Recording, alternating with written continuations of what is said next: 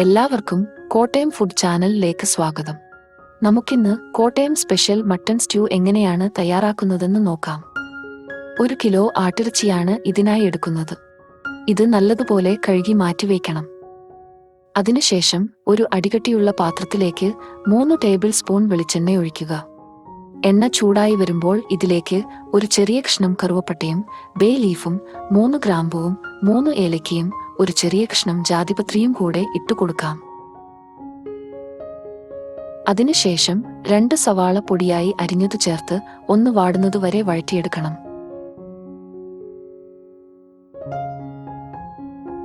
സവാള ഇപ്പോൾ വാടി വന്നിട്ടുണ്ട്. ഇനി ഇതിലേക്ക് 10 അല്ലി വെളുത്തുള്ളി പൊടിയായി അരിഞ്ഞതും ചെറുതായി അരിഞ്ഞ ചെറിയ കഷ്ണം ഇഞ്ചിയും 4 പച്ചമുളക് നീളത്തിൽ അരിഞ്ഞതും കുറച്ചു കറിവേപ്പിലയും ചേർത്ത് വഴറ്റിയെടുക്കണം.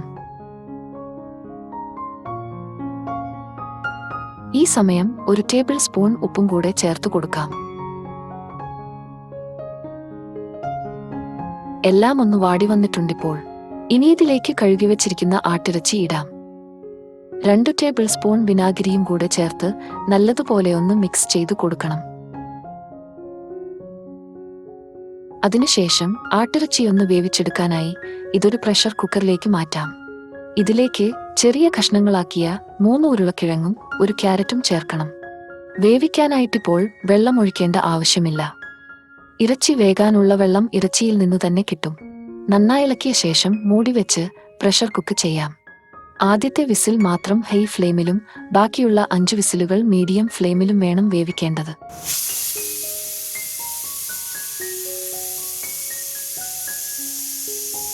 അതിനുശേഷം കുക്കറിലെ എയർ സാവധാനം പോകുന്നതുവരെ മാറ്റിവെക്കുക. ഇറച്ചി ഇപ്പോൾ നന്നായി വെന്തിട്ടുണ്ട്. ആവശ്യത്തിനുള്ള വെള്ളവും ഇറച്ചിയിൽ നിന്നു തന്നെ കിട്ടി. ഇനി ഇത് വീണ്ടും ഒരു അടിക്കട്ടിയുള്ള പാനിലേക്ക് മാറ്റാം.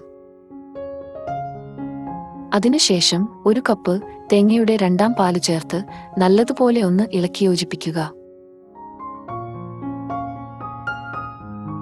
ഇതിലേക്ക് 1.5 ടേബിൾ സ്പൂൺ ഗരം മസാലയും ആവശ്യത്തിന് ഉപ്പും 1 ടീസ്പൂൺ കുരുമുളക് പൊടിയും ചേർത്ത് നന്നായി മിക്സ് ചെയ്യണം.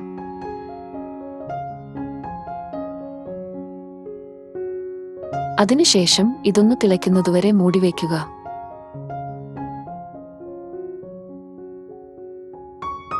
ഇനി തീ ഓഫ് ചെയ്തതിനു ശേഷം 1 കപ്പ് തേങ്ങയുടെ 1ാം പാൽ ചേർത്ത് നന്നായി ഒന്ന് ഇളക്കി കൊടുക്കണം.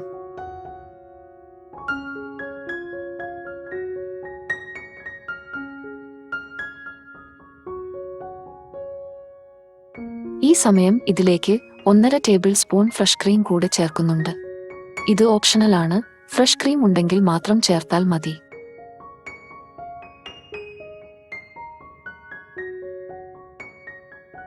ഇനി മറ്റൊരു പാനിൽ 2 ടേബിൾ സ്പൂൺ നെയ്യൊഴിച്ച് കുറച്ച് കാഷ്യൂ നട്ട് ഫ്രൈ ചെയ്തെടുക്കുക. ഇതൊരു ഗോൾഡൻ കളറാകുമ്പോൾ കറിയിലേക്ക് ചേർക്കാം.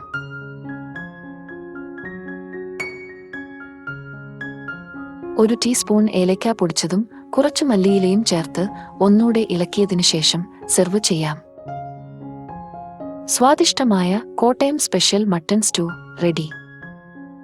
വീഡിയോ ഇഷ്ടമായെങ്കിൽ ലൈക്ക് ചെയ്ത് നിങ്ങളുടെ വിലയേറിയ അഭിപ്രായം കമന്റ് ബോക്സിൽ എഴുതുക. ഇതുവരെ ചാനൽ സബ്സ്ക്രൈബ് ചെയ്തിട്ടില്ലെങ്കിൽ ദയവായി സബ്സ്ക്രൈബ് ചെയ്ത് സപ്പോർട്ട് ചെയ്യുക.